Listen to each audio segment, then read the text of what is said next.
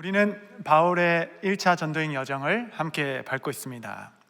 잠깐 복습해 보자면 바울은 험한 높은 산맥인 타우루스 그 산을 넘어서 비시디아 안디옥에 이르러서 회당에서 말씀을 전했습니다.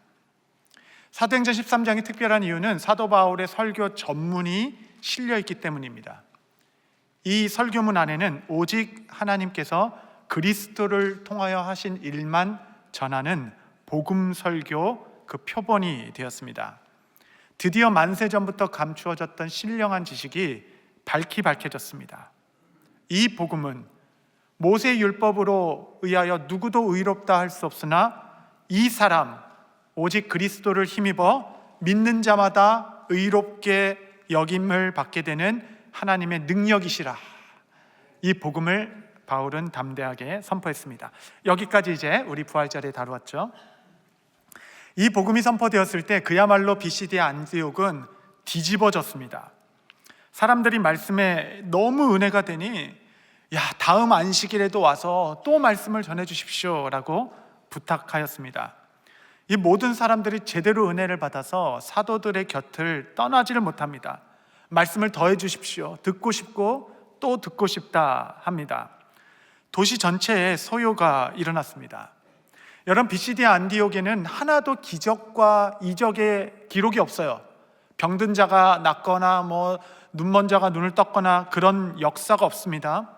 그럼에도 복음 강론, 복음 선포 이 하나만으로도 이 진리의 말씀이 불꽃과 같이 각 사람의 심령을 타오르게 하는 부흥이었습니다. 그 다음날 이제 다음 주 안식일이 되니까 일찍이 유례가 없었던 일이 일어났습니다. 성경 말씀 그대로 도시의 온 시민이 회당에 모여 발 디딤 없이 많은 사람들로 꽉 차게 되었습니다.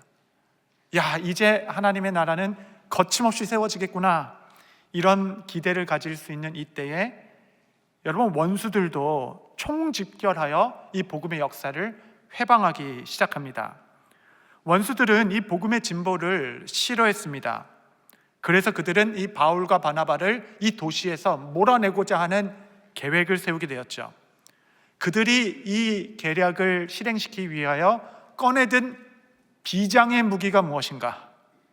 비장의 무기, 여러분, 그것은 한 단어입니다. 아담의 타락 이후로 결코 한 번도 실패한 적이 없었던 원수들의 가장 검증된 강력한 전략, 여러분, 그것은 바로 시기심이었습니다. 처음에 회당의 유대인들은 바울의 설교를 너무 기뻐했습니다. 그냥 하늘이 확 열리는 듯 했어요. 그래서 유대인들은 다음 주에도 오셔서 회당에서 말씀을 전해 주십시오 부탁하였습니다. 그런데 어느새 그들의 마음의 기쁨은 시기심으로 대체되기 시작하였습니다. 그래서 바울을 초청했던 유대인들은 이제 돌변하여 그들을 핍박하고 도시에서 내쫓고자 하였습니다. 여러분, 그 시기심의 이유가 무엇이었을까? 무엇이 기쁨에서 시기로 그의 마음을 가득 채웠는가? 성경은 그들 마음에서 일어난 변화의 분기점을 기록하고 있습니다. 사도행전 13장 44절 45절 보시면, 그 다음 안식일에는 온 시민이 거의 다 하나님의 말씀을 듣고자 하여 모이니 유대인들이 그 무리를 보고 시기가 가득하여 바울이 말한 것을 반박하고 비방하거늘. 여러분, 그들의 시기는 복음 자체에 문제가 있어서 그랬던 것이 아닙니다. 많은 사람들이 모이는 그 무리를 보고 그 안에 시기심이 발동되기 시작했던 겁니다. 어느새 자기와 비교가 되기 시작하는 거죠. 한 번도 이렇게 회당이 사람들로 꽉 찬 적이 없었는데 왠지 자기의 자리가 위협받는 듯한 두려움도 느끼게 됩니다. 이렇게 많은 사람들이 저 바울을 따르는구나. 여러분, 언제나 이제 시기의 대상은 같은 분야에 있는 사람들을 향하여 나아가기 마련입니다.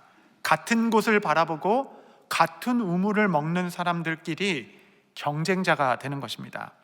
다른 동네에서 다른 강물을 마시는 사람들과는 아무 상관이 없을 것이에요. 여러분, 저는 한 번도 목사가 평신도의 헌신과 은사를 시기하는 것을 본 적이 없습니다. 평신도가 열심히 헌신하면 박수 쳐주고 자리를 마련해주고 격려하고 아주 축복하죠. 왜냐하면 그 사람을 통하여 하나님의 나라가 이루어질 것이기 때문에 그러합니다. 늘 고맙고 어떻게 저렇게 헌신할 수 있을까 감탄합니다. 여러분, 목사는 목사를 시기합니다. 저분은 왜 이렇게 설교를 잘하나, 그런 생각이 드는 거야. 초청해서 말씀을 듣고 말씀이 너무 좋아가지고, 야, 이건 한 번으로 안 된다, 다음 주까지 오시라 그래서 다음 주에 한번 딱 모셨는데, 세상에 그 다음 주에 교회 역사에 없었던 교회가 터져나가도록 성도들이 막 차고 넘치는 겁니다. 일찍이 우리 성도들의 얼굴에서 볼 수 없었던 밝은 빛이, 성도들이 그 목사님 주변을 떠나지를 못해요.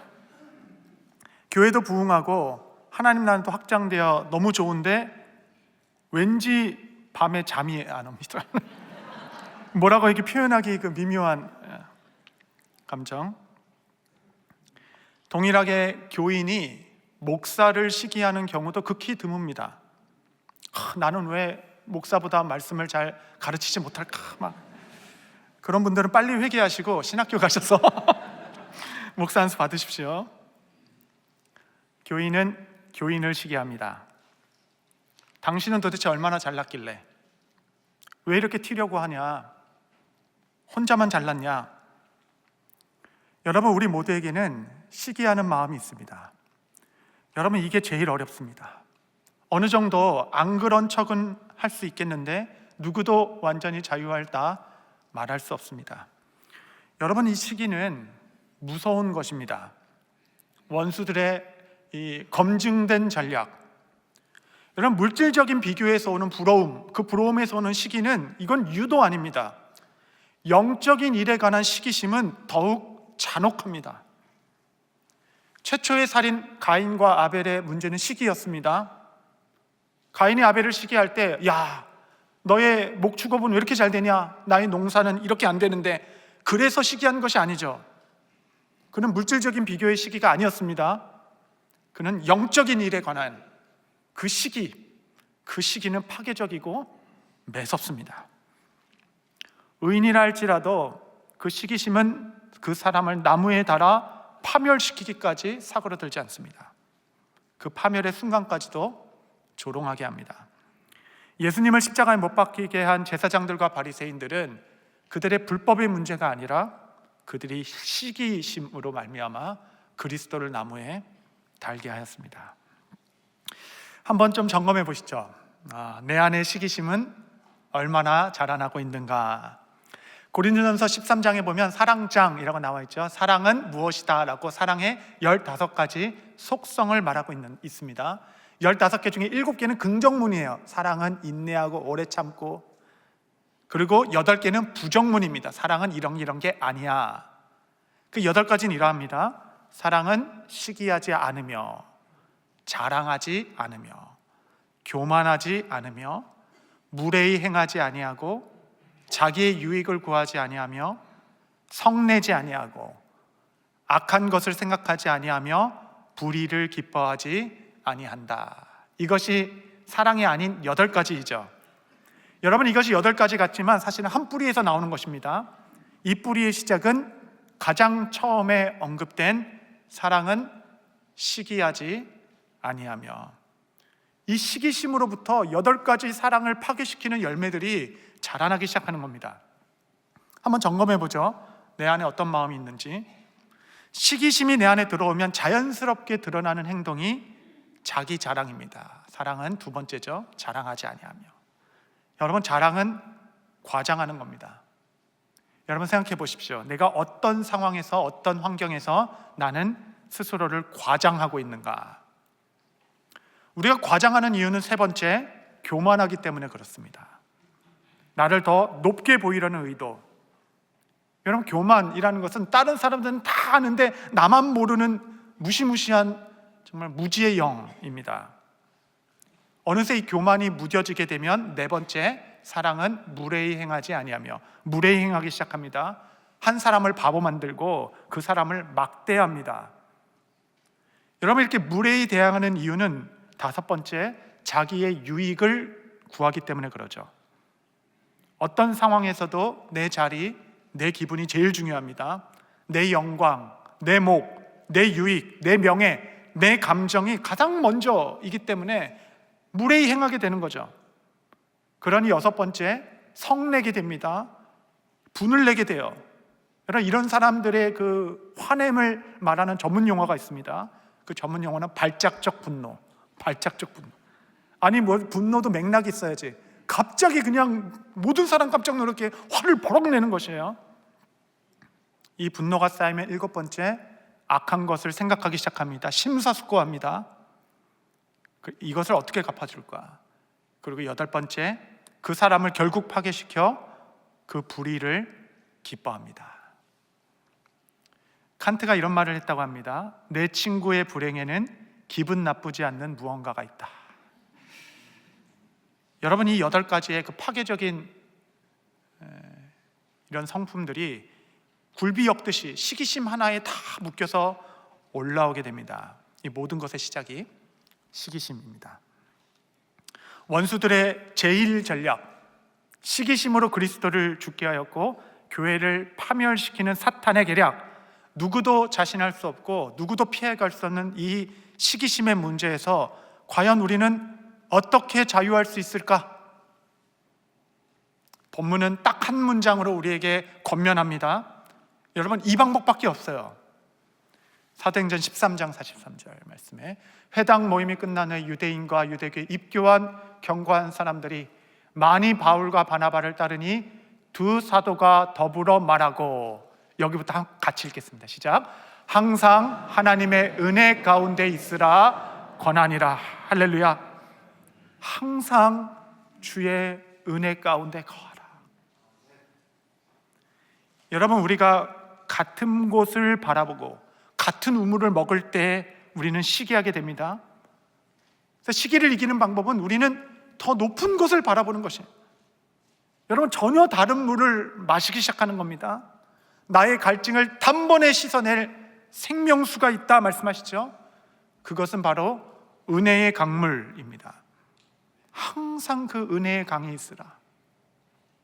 무슨 일을 만나든 이 은혜 안에 거하라 라고 말합니다. 지금 바울 일행은 악한 자들의 선동과 핍박으로 말미암아 안디옥에서 떠날 수밖에 없게 되었습니다. 멋지게 그냥 환송받은 것이 아니라 도망치듯 쫓겨나가고 있습니다. 그가 당한 현실을 보면 사뭇 답답할 수도 있겠죠. 이 사람들이 왜 이렇게 무지한가? 자신의 처지가 좀 서럽기도 할 수 있겠죠. 내가 이 대우를 받으려고 험산중령 타우루스 산맥을 넘어왔는가 생각이 들 수도 있겠죠. 그러나 이 모든 상황에서 바울과 바나바의 심령을 성경은 이렇게 이야기합니다. 13장 51절 52절 두 사람이 그들을 향하여 발에 티끌 떨어버리고 이고니온으로 가거늘 제자들은 기쁨과 성령이 충만하니라. 바울은 주저하지 아니하고 그것을 떠났습니다. 그의 마음을 사로잡은 것은 좌절과 분노가 아니라 기쁨과 성령이었습니다. 바울 일행은 자신을 향해 비방하는 유대인들과 맞서지 않았습니다. 그들이 쫓아내고자 할 때 발에 티끌까지도 털어버리고 그곳을 떠났습니다. 그들은 그들이 마시고자 하는 우물을 함께 마시지 아니하였습니다. 지금 유대인들이 마시고자 하는 우물은 그 좁디 좁은 회당 안에서 몇 명 왔냐? 몇 명 모였냐? 여기서 누가 더 인정받냐라고 그 우물을 먹고 있는 유대인들, 그 물을 함께 마신 것이 아니라 훨씬 더 크고 훨씬 더 광대한 도도히 역사 가운데 흐르는 은혜의 강물을 그들은 마시고 있었습니다. 그들은 자극받지 않았습니다. 그들은 유대인의 손에 내 인생이 결정되지 않는다. 그는 늘 다른 곳, 더 높은 곳을 바라보고 있었기에 사람들의 평가는 그들에게 그렇게 중요하지 않았습니다. 그 은혜 아래 거하라. 이 바울이 말하는 이 은혜가 무엇인가? 이 은혜는 무엇이냐면 그의 삶을 여기까지 신실하게 이끌어 가신 하나님의 은혜, 나의 인생이 유대인의 몇 명의 삶에 그의 의견과 그의 결정에 결정되지 않는다, 소요되지 않는다. 바울은 그가 받은 거절로 말미암아 처량해진 것이 아니라 도리어 그의 부르심의 소명을 다시금 깨닫게 되는 계기로 삼았습니다. 이게 은혜구나. 사도 바울은 그 거절 속에 담겨있는 은혜를 붙잡고 47전의 선언을 하게 된 것이에요. 사도행전 13장 47절 한번 다 같이 읽겠습니다. 시작. 주께서 이같이 우리에게 명하시되 내가 너를 이방의 빛으로 삼아 너로 땅끝까지 구원하게 하리라 하셨느니라 하니. 할렐루야. 바울이 유대인들로부터 거절을 받을 때 비로소 다시 깨달았어요. 아, 그렇구나. 하나님께서는 나를 이방인의 사도로 부르셨구나. 여는 그로부터 17년 전에 다메섹 산상에서 그가 빛의 침투로 부르심의 소명을 받을 때 그는 아나니아를 통해 명확히 자기네 소명을 들었습니다. 그는 이방인을 위해 택한 나의 그릇이라. 그는 부르심을 알고 있었어요. 여러분, 그래도 바울에게는 유대인들의 회당이 편하겠죠. 자신의 그 광대한 구약적 지식을 풀어낼 수 있는 곳, 이야기할 때 사람들이 좀 알아듣기도 하고 깨달음에 무릎도 치기도 하고 문화적, 사회적, 지식적, 혈통적으로 더 편하고 익숙한 유대인의 회당, 그가 가장 자신 있어 하는 나의 필드, 내 전공, 내 존재와 지식이 가장 빛나고 인정받는 그 공간, 회당. 그러나 여러분, 오늘 이때에 유대인들의 거절로 말미암아 그는 더 위축해진 것이 아니라 다시금 그 부르심을 확인한 것입니다. 아, 하나님께서는 나를 이방인의 사도로 부르셨구나. 땅끝까지 복음을 전하고 구원을 이루도록 나를 부르셨구나. 유대인들이 아니라 이방인이구나. 하나님께서 나를 이끌어 가시는 그 도도히 흐르는 은혜의 강물 안에 굳건히 거하니 그는 상황에서 위축되지 않았습니다. 당당히 발에 티끌까지도 털어버리고 세상과 맞섰습니다. 성도 여러분, 야속한 현실, 닫힌 문 앞에서 너무 좌절하지 마십시오. 하나님의 은혜는 계절처럼 변하는 감정이 아니라 하나님의 의지입니다. 의지. 하나님의 은혜는 어떠한 상황이라도 나를 향한 하나님의 소명과 뜻을 이루어 가겠다라는 하나님의 열심과 강력, 하나님의 의지입니다. 바울에게 그의 쫓겨남은 오히려 축복이 되었습니다. 쫓겨났기 때문에 새 길을 찾게 되었습니다. 때론 하나님께서는 문을 닫으십니다. 다른 길을 여시기 위하여. 그것이 실패처럼 느껴질 수도 있죠. 세상은 끊임없이 우리에게 수치심을 주려고 합니다. 너의 인생을 봐라. 너가 이런 삶의 결과들을 봐라. 아무리 발버둥매도 소용없다. 너의 처지를 봐라. 내 가정을 봐라. 네가 하는 목회를 봐라. 얼마나 부끄러운가. 그러나 성도 여러분, 이 잔혹한 현실 속에서도 하나님의 나라, 그 은혜의 강물은 도도히 흐르고 있습니다. 너는 항상 이 은혜 가운데 거하라. 유대인들의 회방은 자칫 안주할 수 있었던 나를 복음의 세계로 더 나아가게 하였습니다. 기가 막힌 수렁과 좌절과 거절 가운데서도 하나님께서는 반드시 새 길을 내신다. 여러분, 이것이 하나님의 의지, 이것이 은혜입니다. 나를 이끌어 가실 새 길, 그 은혜의 강물을 먹으니 힘이 납니다. 위축되는 것이 아니라 더욱 하나님을 기대하게 합니다. 여러분, 나를 향한 하나님의 의지, 너의 연약함, 너의 핍박, 너의 모든 실족까지도 모두 다 뚫어내며 이겨내가는 하나님의 강력한 은혜, 그 은혜는 우리를 어디로 이끌어 가시는가? 사도행전 13장 48절 보시면 이방인들이 듣고 기뻐하여 하나님의 말씀을 찬송하여 영생을 주기로 작정된 자는 다 믿더라. 영생을 주기로 작정된 자들이 이 천국 복음이 땅끝까지 이루도록 결코 쉬지 아니하시고 꺾이지 아니하시며 마르지 아니할 은혜로 우리의 삶을 이끌어 가시는 주님, 바울을 통하여 이 구원의 복음이 땅끝까지 이루도록 하나님께서는 그의 삶 가운데 쉬지 아니하실 것이고 날마다 새 길을 여실 것이며 새로운 은혜로 그들을 붙잡아 주실 것입니다. 그 은혜가 사도 바울의 삶을 신실하게 이끌어왔습니다.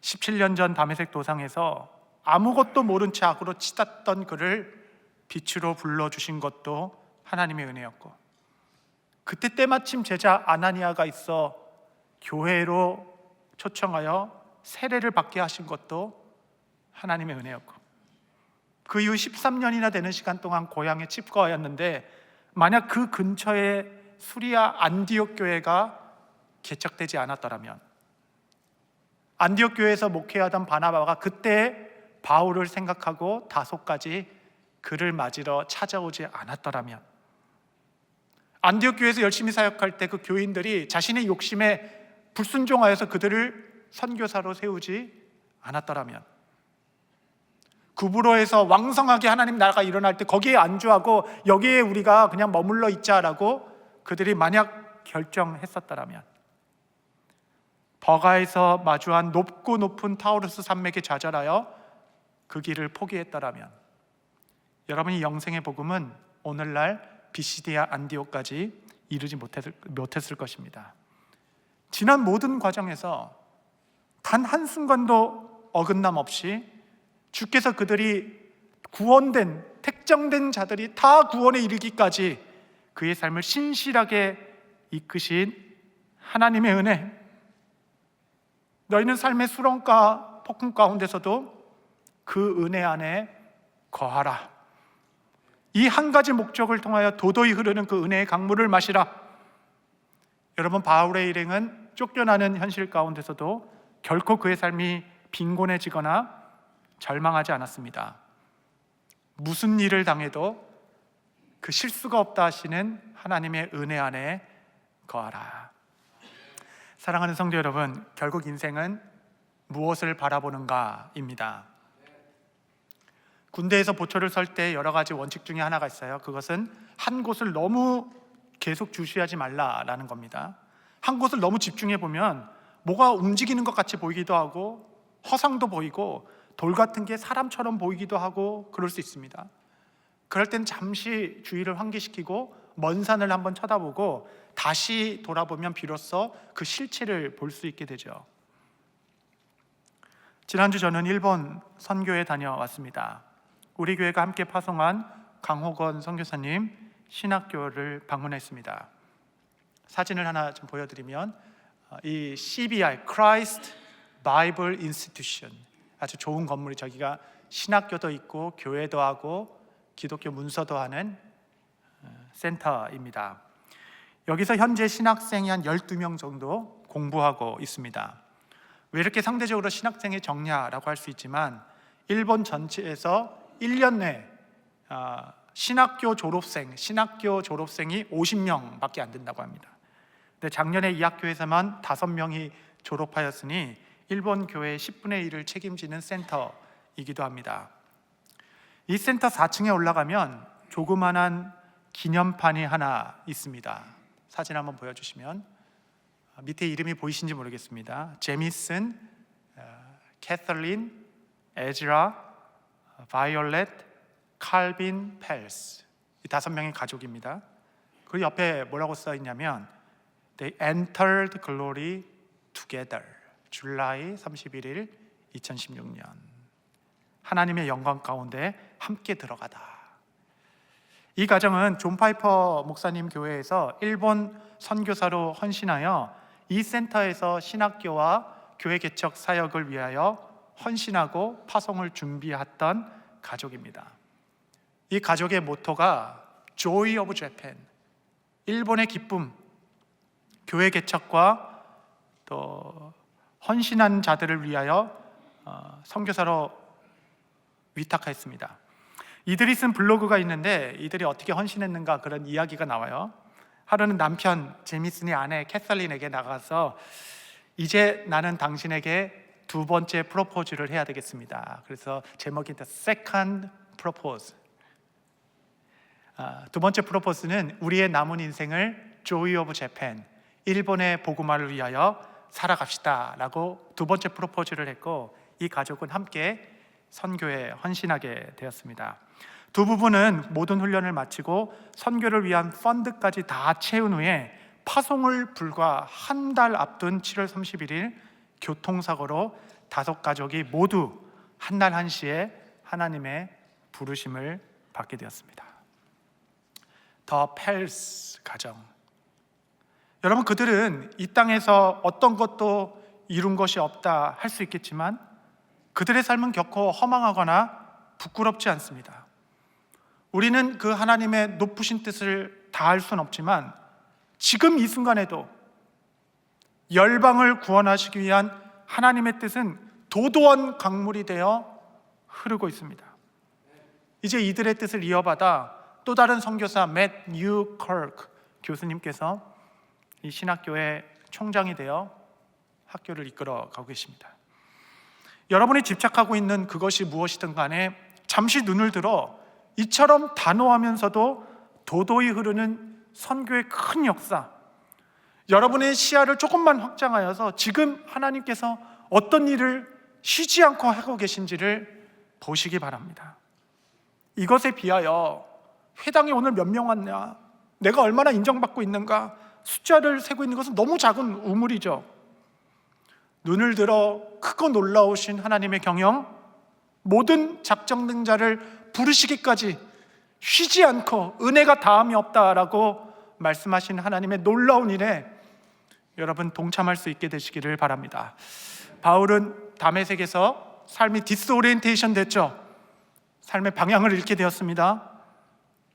그는 아라비아 광야에서 3년을 머물렀습니다.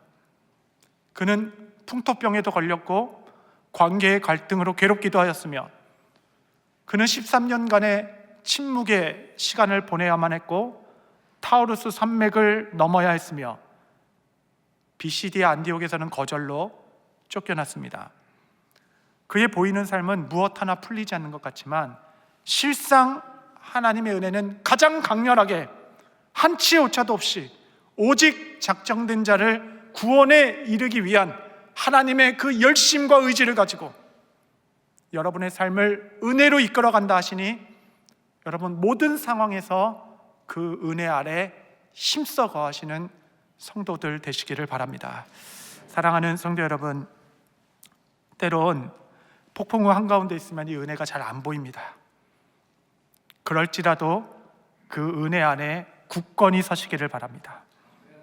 여러분의 삶은 열방을 구원하시기 위한 하나님의 의지로 충만합니다. 내가 어떤 장벽도 이겨낼 거야, 어떤 닫힌 문도 열어낼 거야, 어떤 연약함도 극복해낼 거야 라는 하나님의 의지가 은혜로 우리에게 주어집니다. 나는 예수로 충만하기에 어떤 거절 속에서도 부르심을 찾아갈 것입니다. 하나님 제게 무슨 일을 맡기든 어떤 길을 걷게 하시든 나는 상관없습니다. 한치의 오차도 없는 하나님의 경영을 믿기에 오늘도 나는 내게 열려주신 그 열린 문을 따라 믿음의 강물을 따라 바라며 담대히 나아갈 것입니다.